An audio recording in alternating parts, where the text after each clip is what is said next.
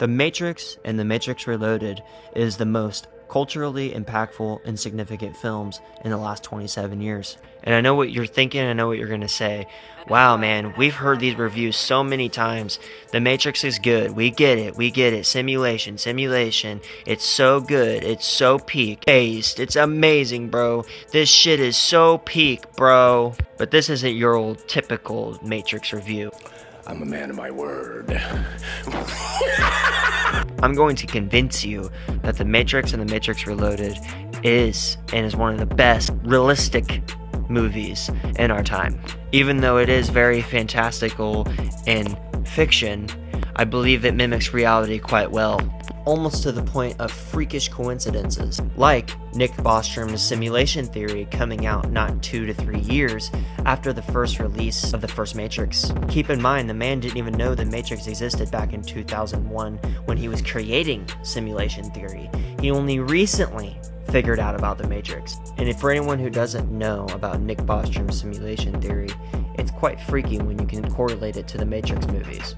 Nick Bostrom's simulation theory is one of 3 suggestions. Humanity goes extinct before they run their own simulations. Such advanced civilizations have no interest in running simulations, therefore they don't.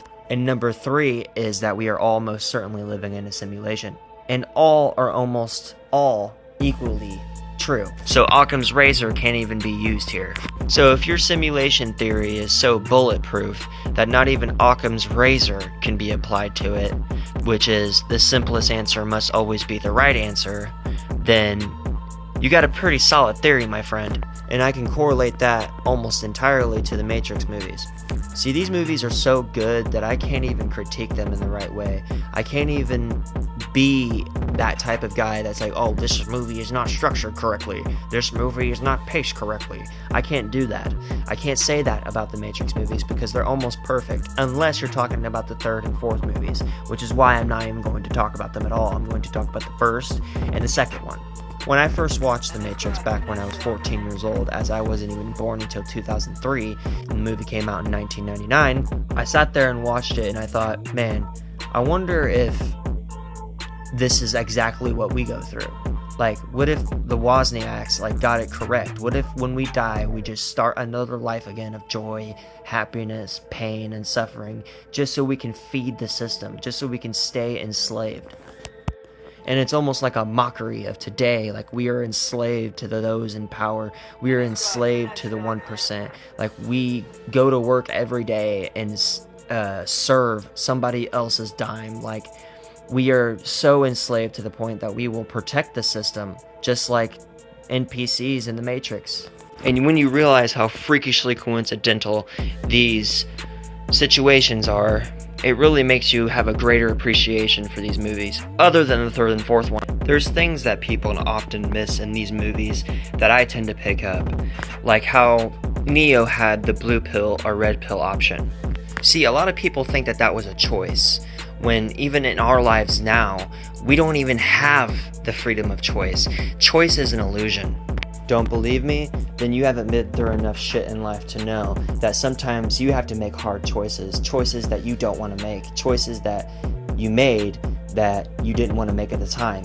Choice and free will are an illusion, and I highly suggest that you go and you look at Kyle Hill's video, who's an accomplished scientist and who also worked for I think a science YouTube channel. I can't remember the name now, but his name now on YouTube is Kyle Hill, and look up Choice is an Illusion.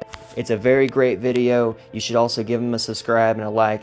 He's not sponsoring me. That's just someone who I personally watch that you should definitely start getting into. He's very insightful. And this movie has multiple ways that it does such things. Like Agent Smith.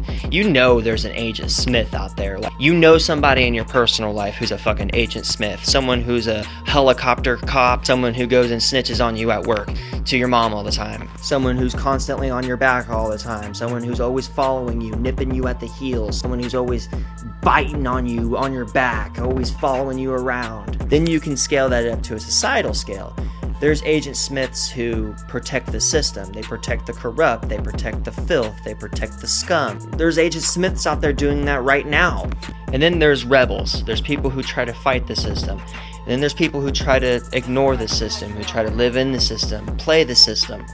And those are often the most dangerous types of people, the people who try to run the simulation. There's even a point where you can break free of the system and be truly free, but even that, in my own opinion, I believe wasn't your own choice and was only within your own mentality, how you grew up in your own environment, which in yourself did not choose. If your movie can be correlated in almost every facet of life, then it's probably one of the best movies ever created. Not talking about the third and fourth ones. Know your fucking place, trash!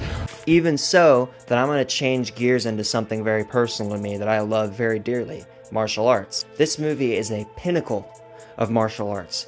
Even though its moves, most of its moves, cannot be used in real life applications, it's a beautiful display of dance martial arts. Like, beautiful display. Like, and it can even be memed to the point that I do it at work sometimes. It's funny. The action scenes in these movies are top tier, and they were choreographed by top tier actors. The movie's themes, plots, and story beats are just way ahead of its time, man. I mean, it's almost to the point like if scientists who don't even know your movie exists made a theory, simulation theory, without even knowing your movie exists, that's almost the same type of thing, not even 2 to 3 years later, that is a freakish coincidence that I can't ignore. And it's why I wanted to put The Matrix into a video. And to be fair, with all the Epstein files that are coming out right now, I wouldn't be too surprised if they were putting humans into batteries and using them. Because if the elite are draining our babies and eating our babies, then that doesn't seem too far from the truth. And I feel disgusted and saddened that I have to live in a world that doesn't lock up criminals because we are ruled by criminals. It doesn't lock up obvious child predators, but it'll lock up the person who likes to smoke weed. And that's why I believe The Matrix is so culturally significant, man, because these people want to keep you in a mental trap, and they want to keep you in a mental prison, just like in The Matrix. They want to keep you in a mental prison so they can do whatever they want to you, take all your money, control your life, watch you, sell your data, and then basically own you. They want you to be so torn down and ripped apart and basically defeated from work that you can no longer defeat the system. They want you to basically fall on your knees and say, please keep me safe, please keep me secure, so I can't feel discomfort, so I can't feel pain, give me comfort. And I believe the Matrix movies basically can be correlated to any facet of life, like I said before. Because Neo is like a conduit. And that's what I love about the writers of this movie, is they basically made Neo a conduit, an ignorant conduit, just like we were an ignorant audience. He starts off as some office worker, some loser, right? And then boom, he becomes one of the most significant people in the entire world. And he barely even spoke a word in the movies. He's just that good of an actor. Like, he was so ignorant, and I don't mean stupid, he was just so ignorant of being a slave. And we were so ignorant of the movie that we basically lived through Neo, and that's what made us be so strongly bonded to him through those two movies. And like I said before, I don't even want to talk about the third and fourth movies because they take a clear decline, and I mean a clear decline into cow shit. Two movies are peak motherfucking cinema, and I'm sure anybody and everybody who has any kind of sense in their head or any kind of taste in any kind of movies will tell you the exact same thing, that it's worth every bit of 4 hours of your life to sit down and watch the first two movies. They are so good on so many different levels, it's insane.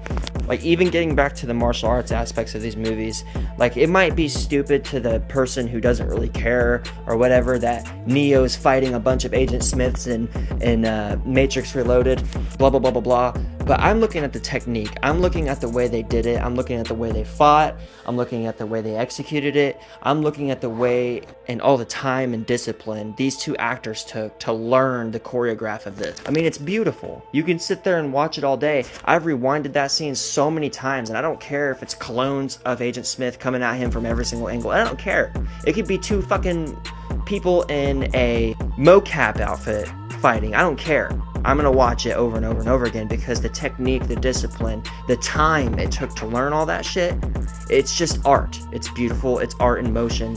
It's a form of expression. I even like how Yes, you know that Trinity and Neo are going to have a romance. It's the love interest. But I love how it almost takes a back seat to the plot. It almost is like, you know what, it can wait a couple movies. Or you know what, all this shit that's about a mockery of life and a mockery about how we're still slaves, we're still mental slaves to the system, and we're still serving other people on their own dime.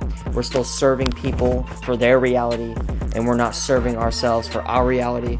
And that's what I love about The Matrix, is everything else that's so one note, so cliche, takes a back seat to the greatness, to the plot, to the mockery of our reality, our current reality. And it still rings true almost 30 years later.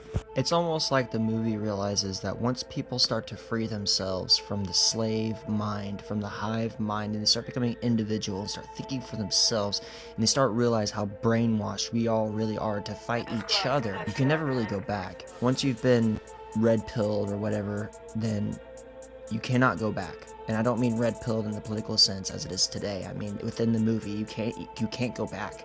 You just can't. And I know we're going back to the first movie here, but I believe this scene is so culturally significant today that not a lot of people realize how significant it was even within the movie.